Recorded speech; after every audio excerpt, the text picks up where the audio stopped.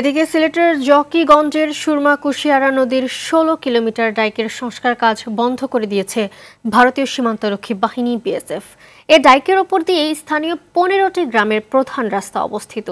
নদী তীরবর্তী রিজার্ভ করা জায়গার ভেতরেই ডাইক মেরামতের কাজ চলছিল। তবুও বিএসএফ এর বাধা দেয়া নিয়ে স্থানীয়দের মধ্যে ক্ষোভ বিরাজ করছে।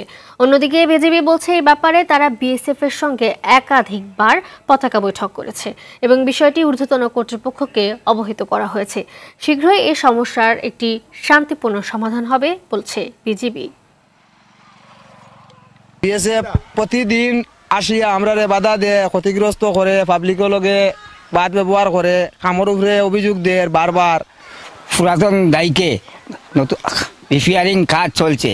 এখন ভারতের লোক সিপাহীরা কেন বাধা দেয় আমরা ঢাকার উপরে? দেশ দুর্বল, দেশের প্রশাসন দুর্বল, কেউ কথা কইতে পারে না। বিডিআরে অলরেডি কথা কইতো, তারাও কথা কোয়া জানে না।